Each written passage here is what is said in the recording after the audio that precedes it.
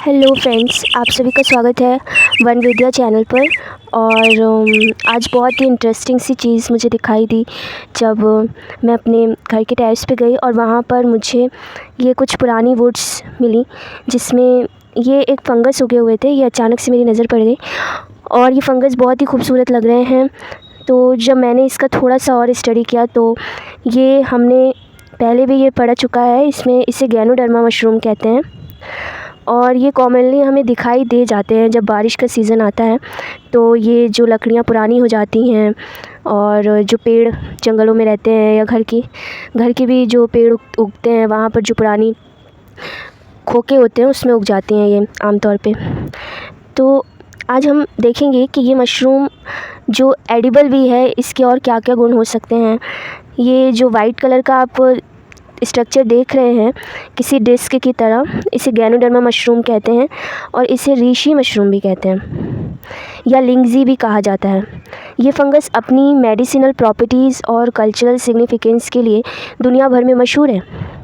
Ganoderma एक bracket fungus है जो ज़्यादातर ड्राइड और डिकाइंग वुड पर उगता है। इसका जो कैप है वो शाइनी और वार्निश्ड लगता है, इसलिए लोग इसे वार्निश्ड मशरूम भी कहते हैं। ये फ़ैन शेप और हार्ड टेक्सचर जैसे कि आप देख रहे हैं सेम वैसे ही होता है ये फ़ैन शेप। और इसका जो कलर है वो रेडिश ब्राउन, डार्क ब्राउन और ये ब्राउन के साथ वाइट इस तरह से दिखता है। अगर आप इसके स्पोर्स को देखेंगे तो वो ब्राउनिश ऑरेंज होते हैं और ये फंगस धीरे धीरे ग्रो करता है और कभी कभी बड़े और इम्प्रेसिव फ्रूटिंग बॉडीज़ बनाता है। गैनोडर्मा में कुछ मेडिसिनल प्रॉपर्टीज़ भी होती हैं क्योंकि ये एडिबल है। इसे बाहरी देशों में मेडिसिनल यूज़ किया जाता है, लोग खाते भी हैं। तो ये इम्यून सिस्टम को बूस्ट कर सकता है। एंटी कैंसर और एंटी इन्फ्लामेटरी प्रॉपर्टीज़ के लिए भी ये जाना जाता है। ट्रेडिशनल मेडिसिन्स में इसे हेल्थ और लॉन्ग लाइफ के लिए यूज़ किया जाता था और ये फंगस टफ़ इन्वायरमेंट में भी सर्वाइव कर सकता है। अपनी वुड डिकाइंग एबिलिटी से इकोसिस्टम में इम्पॉर्टेंट रोल प्ले करता है क्योंकि जब मैंने इसे देखा तो कुछ समय पहले बहुत तेज़ धूप पड़ रही थी, तब भी ये वैसे ही उग रहा था। और जब पानी गिरता है तब भी ये वैसे ही थोड़ा सा श्रिंक हो जाता है जब धूप आती है, लेकिन पानी गिरता है जब रेनी सीज़न में तो ये फिर से उग जाते हैं। और ये अपनी रिप्रोडक्टिव स्पोर्स जो है वो ईज़िली स्प्रेड कर देता है।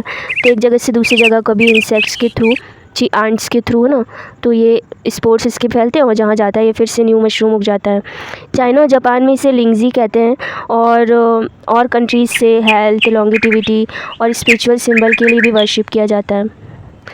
एंशियंट टेक्स्ट में इसे डिवाइन मशरूम या मशरूम ऑफ इम्यूनिटी, इमॉर्टेलिटी है ना, ये डिस्क्राइब किया जाता है।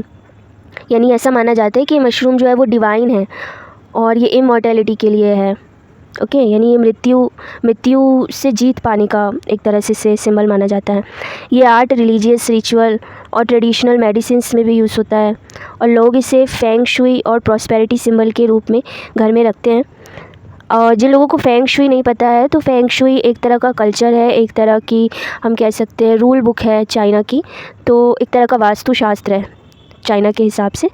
तो जैसे हमारे इंडिया में होता है कि कौन सी चीज़ किस चीज़ के लिए अच्छी मानी जाती है, वैसे ही फेंग शुई में ये सारी बातें लिखी गई हैं कि कौन सा प्लांट, कौन सा एनिमल और किस तरह से प्रकृति में चीज़ें काम करती हैं, दिशाओं का और तंत्रों का और तरंगों का क्या हमारे जीवन में सिग्निफिकेंस है वो उसमें लिखा गया है। तो इस मशरूम की यहाँ पर बातें कही गई हैं कि अगर ये घर में उग जाता है आपके तो ये बहुत ही अच्छा शुभ फल देता है। गैनोडर्मा सिर्फ मेडिसिनल ही नहीं, इकोलॉजिकल पर्सपेक्टिव से भी इम्पॉर्टेंट है।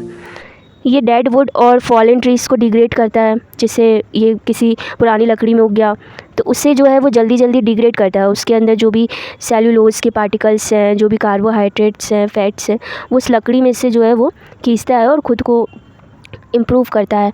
तो वो लकड़ी जैसे धीरे धीरे गलेगी और सड़ेगी इसके कारण, तो वो उस मिट्टी में मिलती जाती हैं और वहाँ से ये डिकम्पोजिशन का भी काम करता है। तो इसकी ग्रोथ से जो फॉरेस्ट का इकोसिस्टम है वो बैलेंस रहता है, थोड़ा मेंटेन रहता है।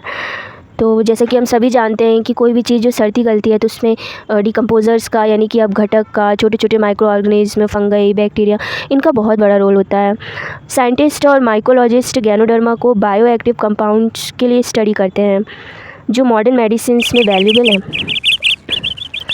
तो दोस्तों, ये थी गैनोडर्मा की एक छोटी सी झलक जो मुझे आज ऐसे यूं ही टेरेस पे टहलते हुए दिखाई दे दी, तो मैंने सोचा कि मैं आपके साथ शेयर करूं। इसका यूनिक स्ट्रक्चर, मेडिसिनल इम्पॉर्टेंस और कल्चरल वैल्यू हमें नेचर और ट्रेडिशनल नॉलेज के कनेक्शन के बारे में बहुत कुछ सिखाता है। अगली बार जब आप फॉरेस्ट में या मेडिकल फंगई के बारे में सोचें तो गैनोडर्मा को याद ज़रूर कीजिए। और अगर वीडियो आपको पसंद आए तो लाइक और सब्सक्राइब करना मत भूलिए। और नेक्स्ट आपको किस मशरूम या प्लांट्स के बारे में जानना है वो आप मुझे कमेंट करके बता सकते हैं। और आपने भी क्या कभी ऐसे रैंडमली कोई मशरूम या कोई ऐसे इंसेक्ट्स को देखा है जिसके बारे में आपने सोचा हो कि ये क्या है और क्या इसका रोल हो सकता है, तो प्लीज़ कमेंट करिए और मैं बताइए, हमें आपके कमेंट का इंतज़ार रहेगा। तो मिलते हैं हम नेक्स्ट वीडियो में। Good bye, take care.